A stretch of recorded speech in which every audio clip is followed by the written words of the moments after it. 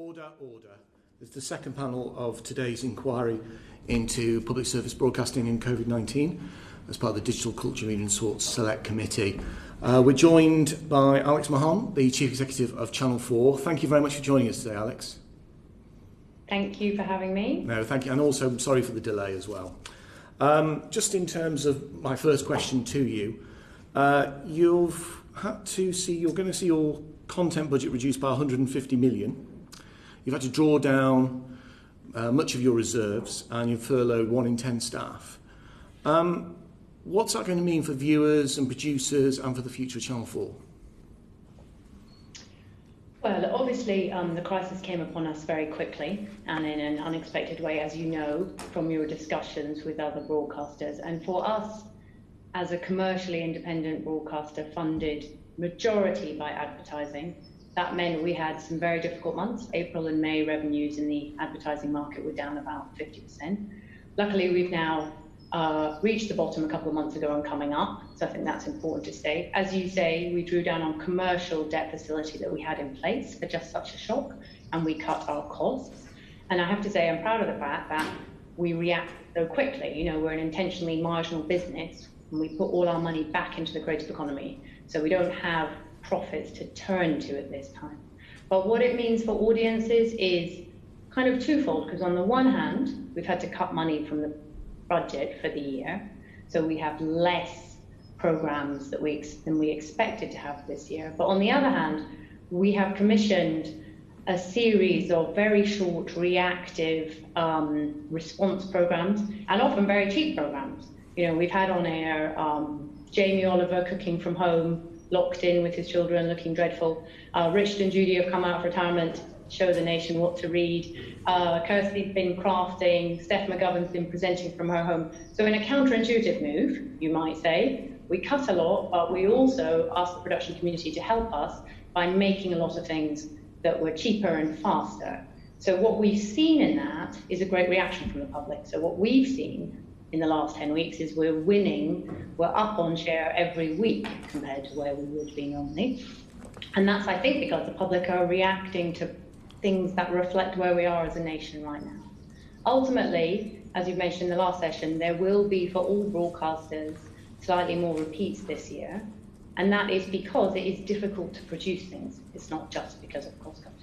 But of course, a repeat is only a repeat if you haven't seen it before. So for some people, they haven't seen those shows. And what we're finding, even with repeats, is they're attracting huge audiences because people are coming to the familiar and the known as a sort of source of comfort at this time. Okay, well, you can always repeat Derry Girls. That's always a superb series anyway. You mentioned some of the new initiatives that you've done during the COVID-19 outbreak. Jamie Oliver, you mentioned, I think you filmed that on an iPhone. Is this the shape of things to come? Are we going to see this more of this sort of cheaper broadcast as we come out of this pandemic as a result of budget constraints and also perhaps the fact that the audience have shown that they actually can tolerate those sort of production standards? Oh, it's a good question, isn't it, of what will remain with us from this. I think we've seen two things. We've seen audiences flocking to news and factual programs. So we've extended our news. We've done, I think, about 13 or 14 coronavirus-specific documentaries: how to protect yourself, how to clean your house, you know, how to go on holiday. And we're seeing with the news audiences this huge impact of viewers coming to trusted brands. And you talked about that a little with BBC. We've seen in Ofcom's most recent survey that Channel 4 is actually more trusted than the BBC or ITV. We've had news audiences up, not just up sort of by volume and share, but up 40%, but for young people, up 75%. And for Black and Asian and minority ethnic audiences, up by almost 30%. So we're seeing viewers turn to what you might call traditional brands for trust at this time. I think some of that will remain with us, because I think we're seeing digital natives who realize the dangers of disinformation and misinformation on those platforms come to trusted, related, impartial, accurate sources for news. And then we've seen the second thing that I talked about with those shows of people wanting to see what's happening in Britain reflected. So we all want to see something that talks about where we are as a nation right now and reflects some of the hardships we're going through. And we want that in an entertaining way. You know, we want the facts, but we want entertainment. I think some of those production methods, I'm sure, will remain with us. How to do things quicker, respond faster. I'm not sure that the audience will continue accepting kind of two-handers of people locked down on a Zoom-like background. I think we're all getting bored of that. But there will be things like that remain with us. And there's also great things, I think, that will stay with us about what we have called, in a rather hideous phrase, the geo-leveler of Zoom, which is if someone from Sunderland's meeting with you, or someone from Leeds, or someone from London, they're getting the same access. So the sort of days of the only way you can get access is by sidling up to a commissioner at a drinks reception in London, I think this helps us leave those behind. Right, thank you. Julie Elliott. Thank you, Chair. Morning, Alex. Morning. Obviously, it's been very challenging for any broadcaster, the COVID crisis, but particularly the way Channel 4 is funded. Could you just talk us through some of the particular challenges you faced as a public service broadcaster, but with a very, very different funding model than the other PSBs? Certainly, thank you. Channel 4 intentionally doesn't make a profit. It's run effectively as its remit was set by Parliament, as a kind of social enterprise to contribute all its money into the creative economy. We've contributed 12.3 billion, I think, since we started. But that means that when our revenue is cut, we don't have profits or dividends or somewhere else to go. And obviously, because we're funded commercially, unlike some other broadcasters, we don't have a guaranteed revenue. So that meant our revenue dropped away very fast. I'm very proud of the way the organisation has responded, and I think it shows the inherent value and the flexibility of our model. We cut our internal costs and stopped projects and paused things, which has saved about 95 million of costs. And we took about 150 million out of our programme budget. We drew down on a commercial debt facility, not government debt, that we had in place for just such a shock, that we put in place a couple of years ago. And then we also all started working from home. We had, 800, 900 people immediately working from home, and we closed all our buildings to do that. The most senior paid people in the organisation and the board have taken a pay cut to ensure that we are contributing to this. And we've only furloughed about 1 in 10 people. And actually, in response to the desire to keep the economy going, we've made sure to top up their salaries to 100%, because I think it is important that we keep as many people as possible in their economic livelihoods in a positive position. So I think it shows how we can do things very, very quickly. We do have, obviously, the vast majority of our costs are in programming. So we do have flexibility there between fixed costs and variable costs. But I would say it's not easy for the production sector. We are the biggest funder of independent production companies. It is our role to do that. But these are often small companies. They don't have massive cash reserves. Many of them have had revenue drop away immediately to zero. And they don't have a lot of money in the bank. So what we've done is made sure that in the programming we kept doing, about 10 million of programming that we put back in, and about 3 million of development, we made sure that we kept doing that, and that we kept 50% of it also ring-fenced for companies in the nations and regions, small companies, companies led by Black or Asian staff, because those are the fledgling companies that need support. And one of my worries about this is all of their schemes and other things that help support them will be pulled away as a result of this crisis. And just on what you said in answers to the chair, you talked about news consumption between 16 to 24-year-olds being up 75%. I think that's what you said, which is incredible. So coming out of the crisis, what opportunities do you think are there for Channel 4, and what lessons can be learned, particularly in this 16 to 24-year-old age range? It was 16 to 34s. So 16 to 34, sorry. I'm not correct. Volume is up 75%, but share is up 69%. And that's on what I would call the traditional news. We also, as you will know, put huge effort into distributing that news in a kind of platform agnostic way. So we distribute on YouTube, we distribute on Facebook, Twitter, on our own platform. We're doing things with Snap. So we've had over 200 million views of that news content online on social platforms, and we've had about 1 billion minutes watched of Channel 4 News online this year, whatever a billion minutes means.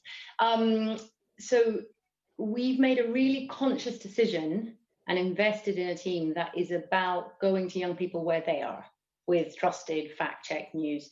And that is different to others. And that's a very important part of how we distribute our news. And it's what's allowed us to have reach online and on social, and as well as on traditional, if you like, with our news content.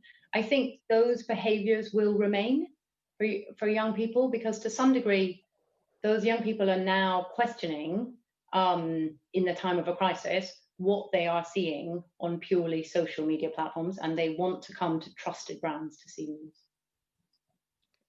Thank you. Kevin Brennan. Thank you. Well, just following up on that, how are you doing with young men in particular in terms of viewing figures?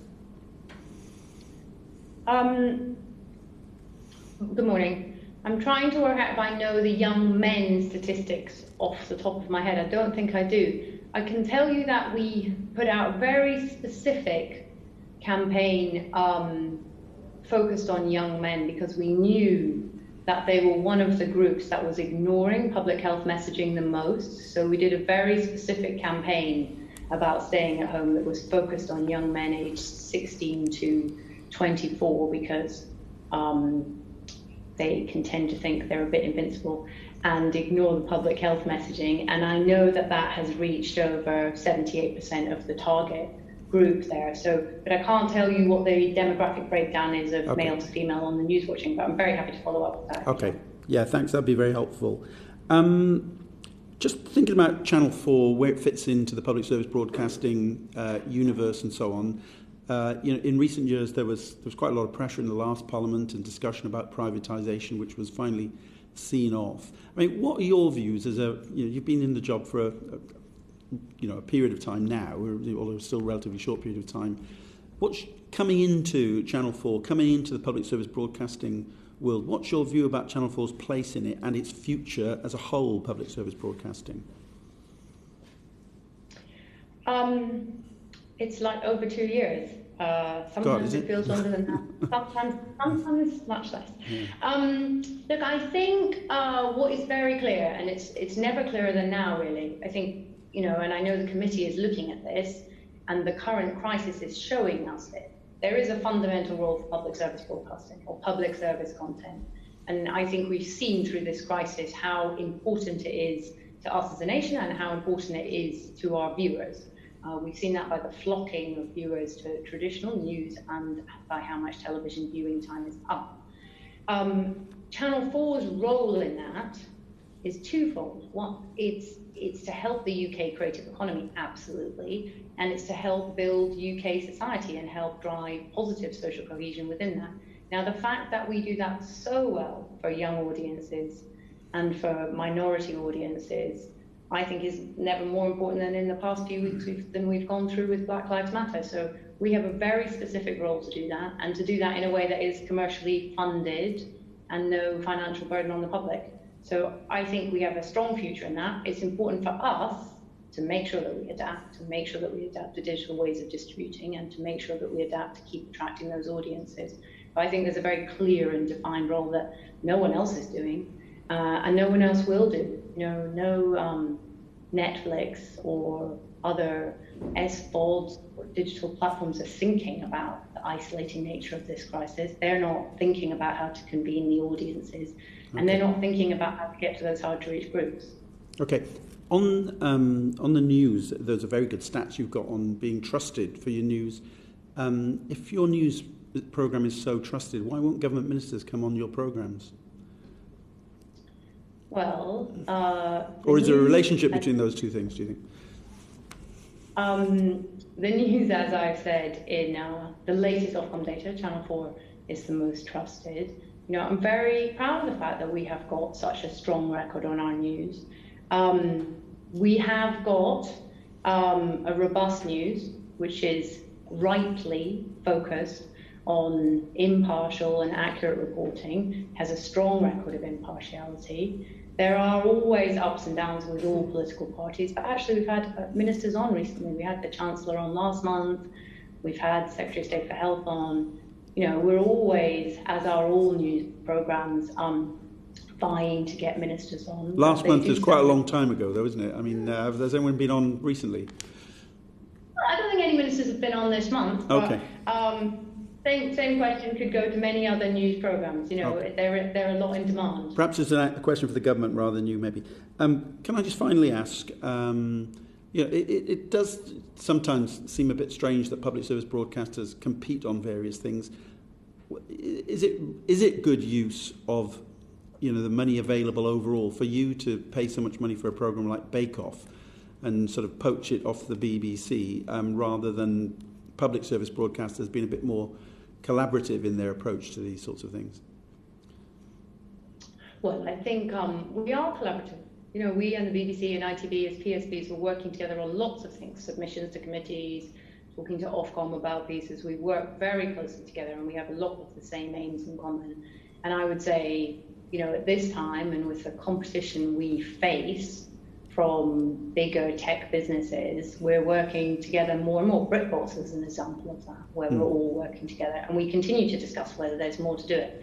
There will always be competitive tensions in market when producers put programs out to be bid, and we will always compete for them, and ultimately if you don't, they might end up on a service that's not British at all. So there will always be those competitive dynamics in the market, but I would say actually we work together more and more. Okay, thank you, Chair. Thank you. Philip Davis. Thank you very much. Hi, Alex. I must commend you for, I think, keeping a straight face when you were talking about the impartiality of Channel 4 News. Surely you must accept that there is a problem with, even from your perspective, just the perception of people of the bias of the news at Channel 4. I mean, I can't understand why any Conservative would ever want to go on Channel 4 News, to be perfectly honest, because it's absolutely it doesn't even try to be impartial anymore.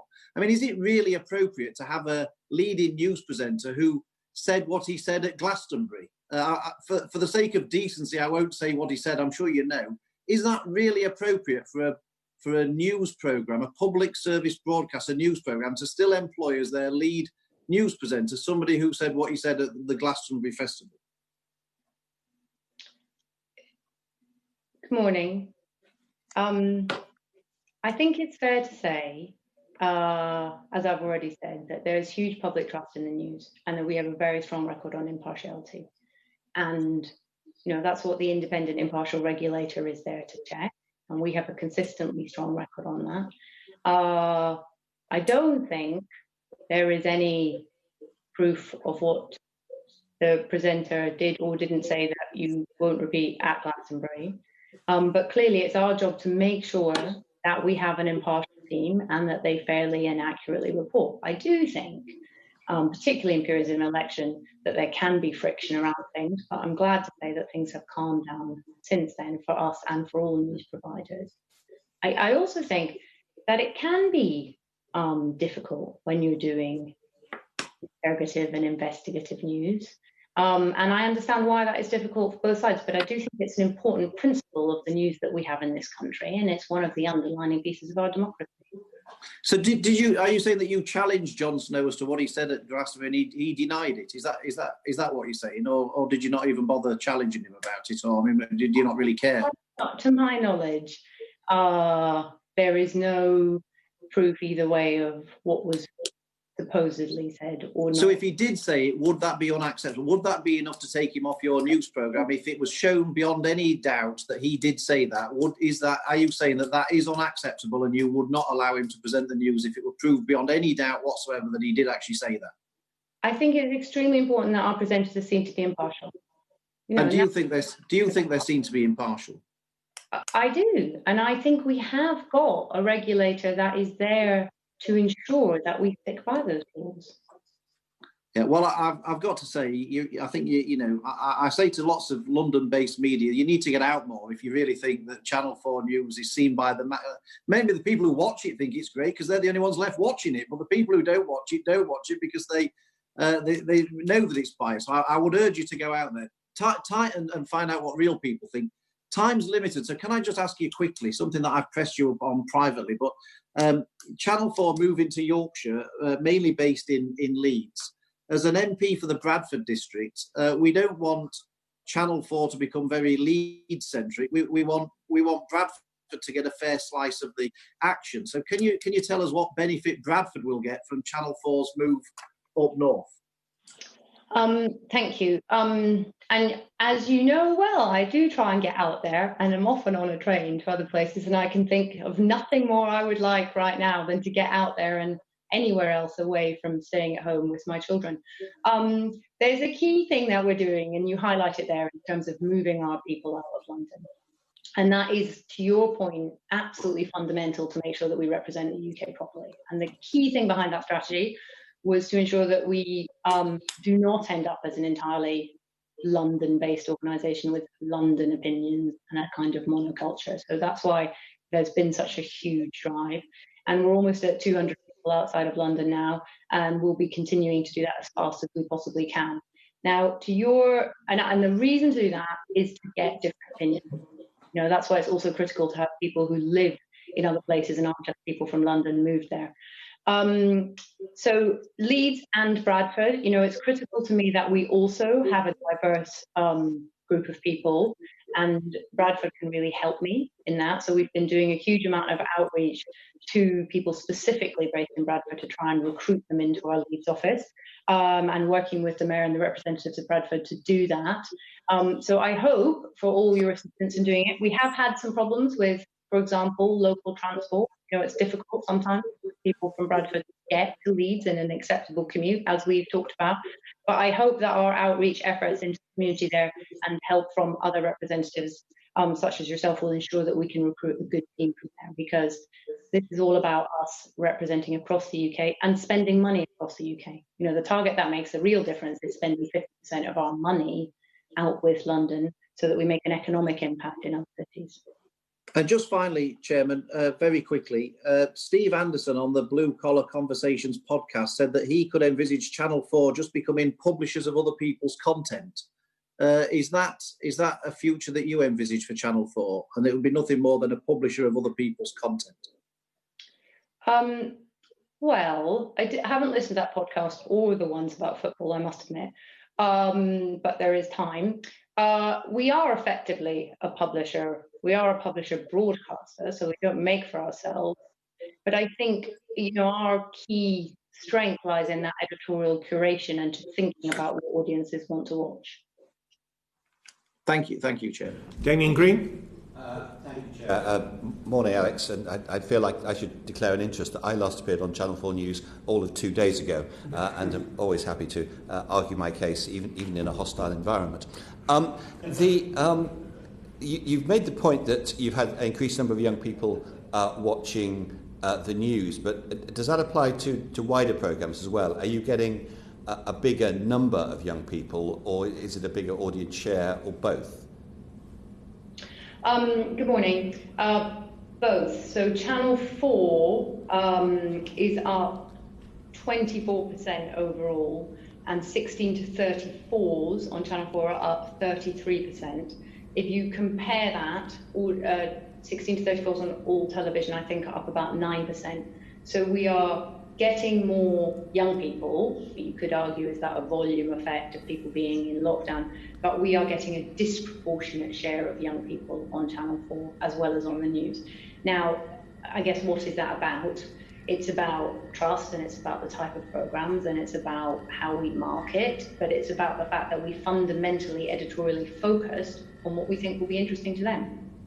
And do you think this is a temporary phenomenon, or do you have plans to make sure you can continue doing that after everyone is let out again? Oh, it depends on how stressed I feel at the particular time of day. But I think there are elements of this which are clearly a temporary phenomenon. So there are, in the very early days, and you heard from the BBC team on the huge surge we saw in news viewing, and the daily press conference in the early days has faded away. But post that, we've still seen, for example, news audiences up 20 to 25% by volume. So there's clearly some elements of the behaviour that are remaining. There will clearly be a set of people who haven't spent that much time with television before, who will discover things on it, hence my comment about a repeat's only a repeat if you saw it the first time. So I imagine elements of that will be retained. There is also a increasing consumer awareness and one might say backlash against disinformation and misinformation. So there's an increasing understanding that television is a trusted and accurate source for that. So I suspect some elements of that will remain as well. And I may have misunderstood this, but I got the impression that you were much more platform neutral than the BBC were in the session we had before. In a sense, you don't care where people are viewing your content as long as they're viewing it. Is that right?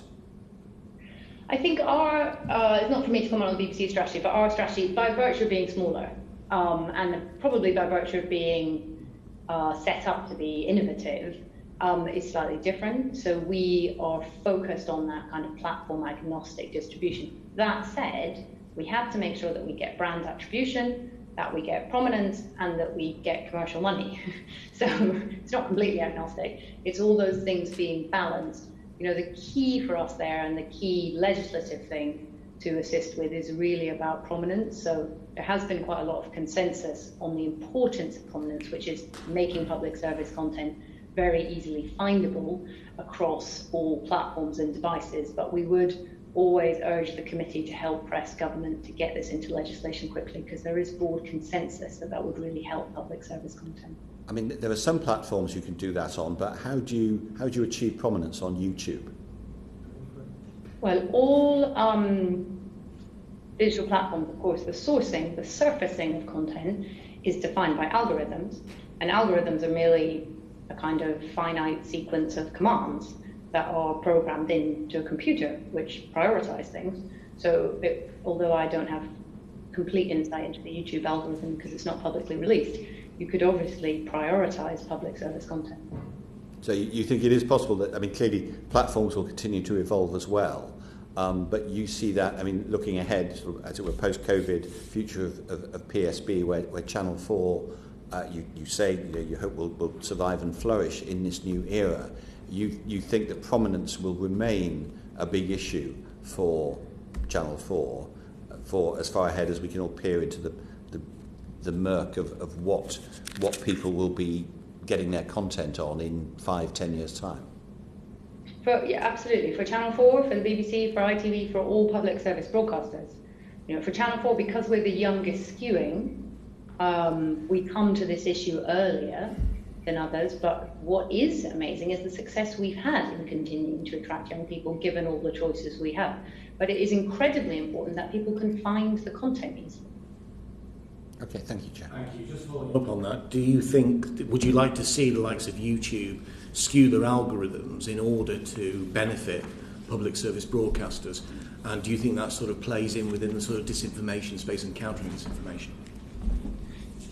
Thank you. I would like us to have an updated prominence regime in place, because as you know, I think it was last updated, probably 2003 Communications Act, which is slightly out of date now. So I would like us to update that construct so that public service content has a prioritised, prominent position across all these platforms. Now, that requires legislation to do, but I think it is incredibly important for us to make sure that content can be easily found by the British public. At the moment, you know, in such a difficult environment, and as you on the committee have looked at, it is most unfortunate that misinformation and disinformation are remaining on the tech platforms and in some cases being prioritised by the others. Thank you. Damien Hines? That's not what we think when we fact check, coronavirus myths and cures in order to help the public, and I think we see the dangers of that at this time. Thank you. Damien Hines. Thank you. And I want to come back to where Julian left off, but just before we do, the very impressive growth figures that you mentioned among young people in their viewership, presumably those are year-on-year increases. So if we compared it to 5 years ago, it wouldn't be nearly the same as comparing to last year. So in other words, these are dramatic year-on-year increases, but in a world where there has been a downward trend. Good morning. You're absolutely right that we're in a world where there's been a downward trend. I think 75% up compared to 5 years ago, off the top of my head, without the chart in front of me, would still be a rise on 5 years ago. Okay. If you look at an average video viewing day now, someone who's 16 to 34 probably has about 5 hours of total video viewing. Don't ask me where an average person finds 5 hours. And about 50-50 of it is between television and other things: Netflix, YouTube, Facebook, on demand, iPlayer, all four. So that's the sort of split of the video day for an average person, not in a pandemic year. And YouTube does seem to be where all the growth in the action is for, notwithstanding your viewing figures, but in the main, it's where the growth in action is for younger people. How sustainable do you think ad revenues are for a broadcaster like you from YouTube, and do they cover the cost of your content?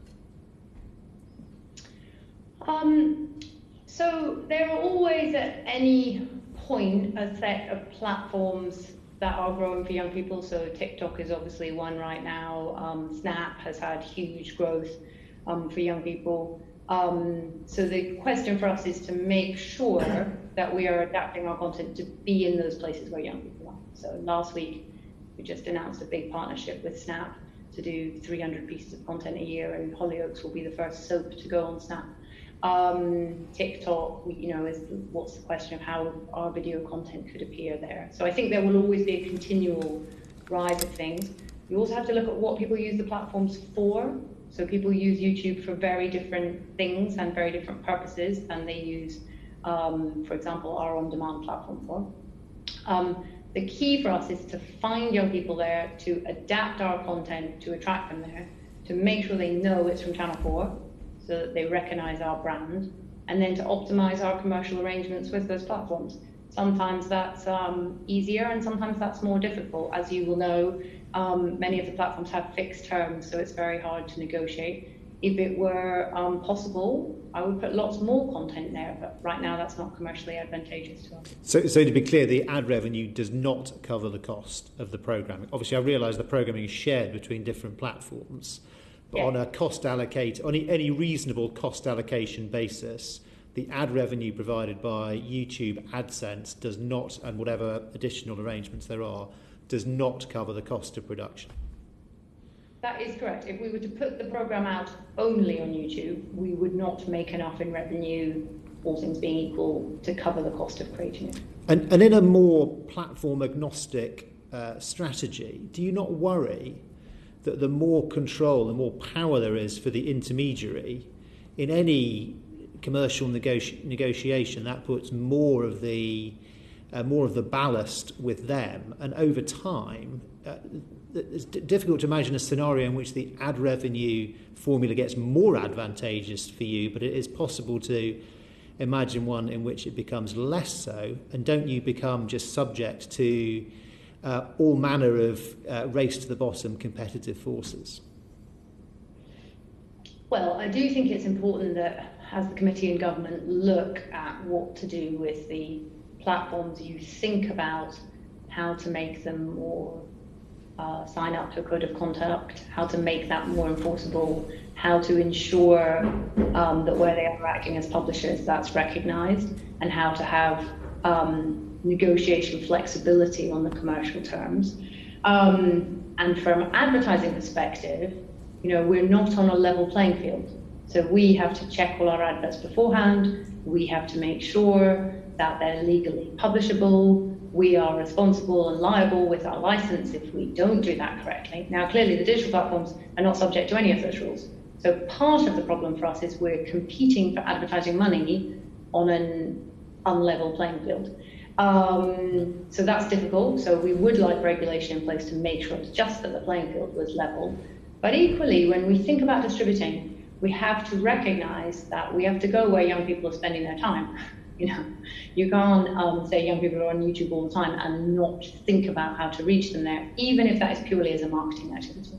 Sure. And finally, for me, on a different tack, Channel 4 was an innovator in the UK as a third-party fact-checking service, and to date, it's probably still the only fact-checking service in the UK with any significant amount of brand equity. So I wonder what you think is the role for fact-checking in public service broadcasting in general, and specifically what your plans and hopes are for Channel 4 Fact Check.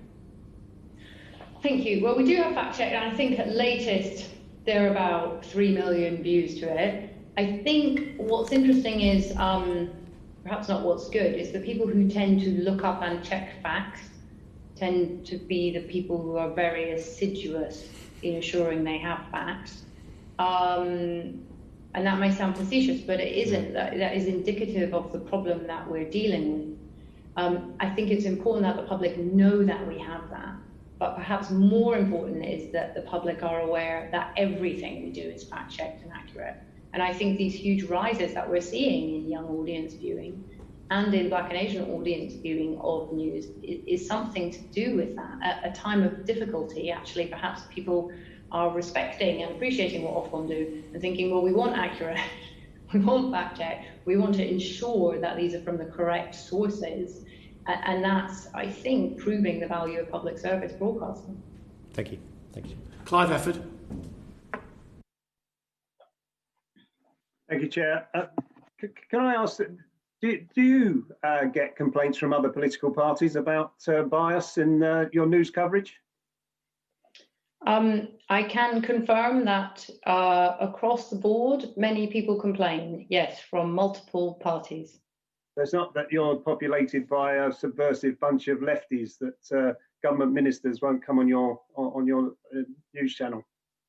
We get a wide range of complaints, but that is part of the cut and thrust of having news that asks difficult questions. I would say that that's probably a privilege of being in the UK, although it may not always feel like that to politicians.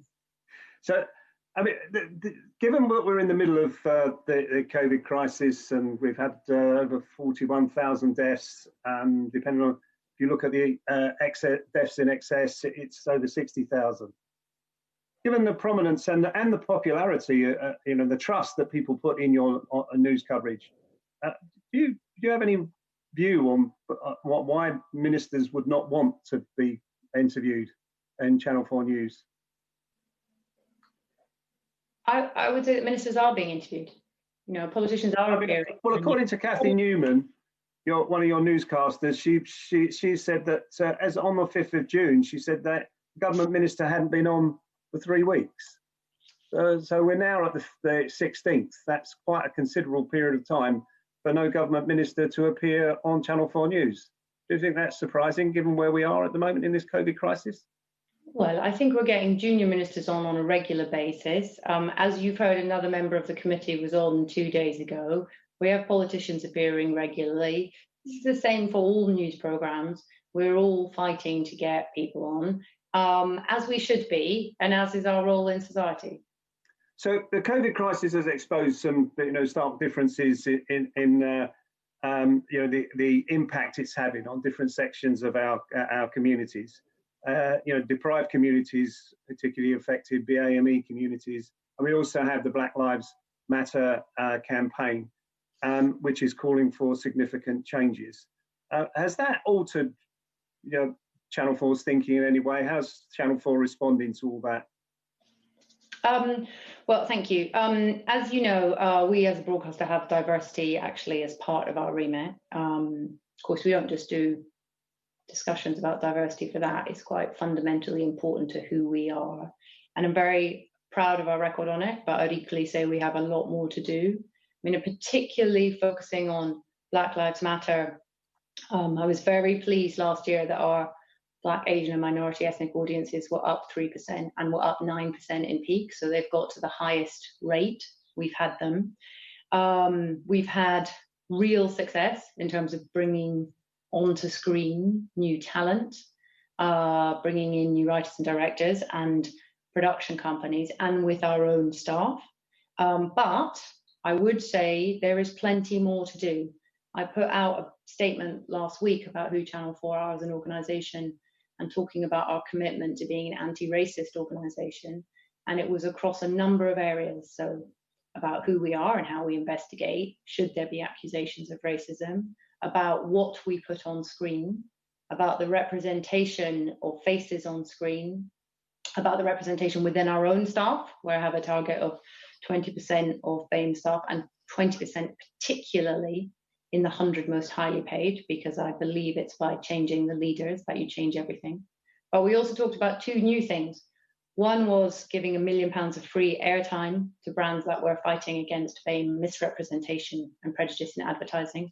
And the other was, for the first time, starting to measure our supply chain. So measuring where we spend money and committing to an increase in the money spent with production companies run and owned by Black, Asian, minority ethnic people.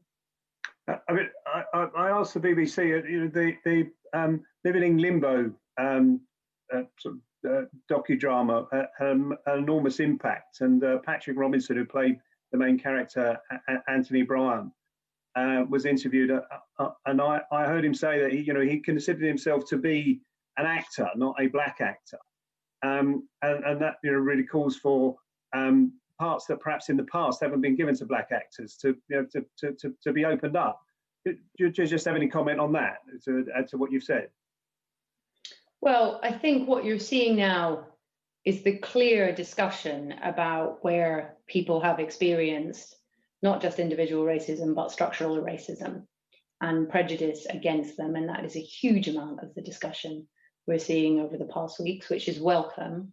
But it does behoove us as leaders to make sure we're doing enough in our organisation. So for us, I'm very proud of the new talent we've put on screen and the groups that we've put on screen, but there is much more to do. So last year, for example, we did our first set of research, which was about understanding viewing habits of different communities in the UK, understanding Black African versus Black Caribbean, Bangladeshi, Indian, Pakistani. What are different groups watching and why? What do they think of as authentic portrayal in shows and why? And what's important for us is to keep evolving what we're doing there and to make sure that we're also listening and acknowledging where we need to change more or where we may have got it wrong. You've increased the number of viewers amongst the BAME community and young people. And what's your plan to retain those in the future? I think they're retained. All audiences are retained by feeling that what they're watching is a representation of the world they live in. So that is seeing themselves on screen. I think the reason the news does so well is it has an extremely diverse presenting team and it tackles a lot of these issues. They were the first to report on Windrush. You'll have seen in the past few days, they had the exclusive interview with Patrick Hutchinson. That's our work to do. If we keep representing the UK, and by the way, the same goes for Out of London. If we keep representing the UK, we should do well with viewers across it. But we've got to make sure that we are representative, and we've got to make sure that as an organisation, we get to a position where people have equitable power. Thank you. Steve Bryan. Hello, Alex. Thank you for your time this morning. We've been having an interesting discussion this morning. Well, I thought it was interesting, but I guess our viewers will be the judge of that. About Damien Green started it off really talking about he knows more about Gary Lineker's politics than maybe he does about who he thinks will retain the Premier League. Point for debate. The thing is, these days, is a lot of presenters, and this is not just exclusive to Channel 4, of course, but they're as much media personalities in their own right as they are presenters on the programme for which they work, and that because social media gives them that channel. I just wonder whether you have a view on that and you think that has a price as well as a value. I must admit that I am not familiar with Gary Lineker's views on politics or indeed on football. But you're very lucky. There's still time. So look, I think there is a balance here to be struck, and we've recently been doing our own social media review of what is appropriate if you're a presenter, if you're an editorial member of our team to express as your personal views, and what is appropriate if you're more of an entertainment presenter, and clearly there's a scale there. Yeah. I think the other thing that social media has evolved very fast, so that we're all a little bit behind in making sure that we keep up with how it's used. So we have to keep evolving to make sure we've got the right rules in place, and we act when things are inappropriate or break those rules. Okay, can I just ask you about politics? Obviously, in this country, we have newspapers that are perceived historically and in current events to be of one side or another. I mean, the newspaper, The Guardian, is very much seen, rightly or wrongly, as a newspaper of the left, the Telegraph of the other side. And in the US, of course, you have broadcasts, you have TV networks that are very much seen as taking one Republican or Democrat side or the other. In this country, that's traditionally not been the case. But that said, you as the chief executive, you know a lot about your audience. You know about their demographic. You know about their watching habits. What do you know about their politics, and how do you think the more you know about their politics shapes the editorial decisions that you take? Because it would only be natural for a programme to talk to its audience. I was just reflecting there on whether we know with any accuracy what the politics of our viewers are. I think in the most recent thing I've seen, it's quite widespread. It's definitely true to say that one focuses on issues that we know will be of interest to the audience, as I've just talked about with young audiences, or with young art audiences, or with fame audiences. But our job is to be challenging and questioning of all parties, whether in government or in opposition, and to make sure that we're doing that in a balanced and accurate way, and make sure we're doing that in a way that is bringing facts to the public. I think, if anything, what we've seen in this crisis is people want that questioning, because all political parties want to create a relationship of trust with the country. And then just finally, because I know you have to go and we have to close, but given the debate around diversity of leadership within broadcasting these days, rightly so, are you the next but one Director General of the BBC? I think we've just got a new Director General. That's why I said but one. Would you like to be? I'm very busy at Channel 4, but your question is right, which is how are we getting diversity across our leadership? And that's not just male or female, is it? It's ethnicity as well, and it's social class. So at the moment, we don't have a media industry. We have many other industries that aren't, but we don't have appropriate levels of balance in that. And I think there's a lot for us to do to make sure that we continue to fight that, and we continue to fill our pipelines with a wide range of people. And it is not my experience that there aren't qualified candidates out there. So that's why I've set for Channel 4 a target of 50% of women in the 100 most highly paid and 20% of fame. And that will be a hard target to get to, but I feel it is the right thing to unlock change. Okay. As Jon Snow may say to a Cabinet Minister if he came on or she came on, I'll take that as not a denial. Thank you, Steve. Just one final question from me, Alex. As you know, we're embarking on an inquiry into public service broadcasting. What do you think has the past few months taught us about the nature of what people want, expect and need from public service broadcasting? Thank you. Well, I think it's taught us that three things. One is that people want trust when they go for facts, right? And at no time has that been more true than in this dreadful pandemic. So people want to go to trusted sources, and they want to hear the facts, and they want to hear the answers to their questions. So that's the rise of news, the rise of documentaries, and the trust scores for us and others. And I know you mentioned the report with the BBC this morning, but the fact is that news broadcasters, television news broadcasters, are still way more trusted than social platforms. The second thing is that people want to be entertained in a way that is cognizant of what they're going through. So content that is reflecting UK society and what we're seeing. So all the shows that I've mentioned, also on other broadcasters, and you don't see that on Netflix. Like when you go and watch Too Hot to Handle or Tiger King, marvelous things as they are, they're hardly reflecting the experience of a UK consumer in this pandemic, and they never will. They're not going to focus on the convening power that we have as public service broadcasters. And the third thing is that, the sector has been damaged by this, so we need to get it back to work. The creative industries are a couple of million jobs in the UK. They are above the growth of other sectors. We need help to get the sector back to work. We need help with production insurance to make sure that shows can keep being made and can start being made at the moment. The biggest blocker is actually not now the social distancing. The biggest blocker is that people can't get production insurance. So we need help from the government to make sure we get that in place. And I know that the Treasury and DCMS are looking at that, but that would make a difference. But I think those are the three things. Okay, great. Thank you. And thank you for your evidence today. Alex Mahon, Chief Executive of Channel 4. That concludes this session. Order, order.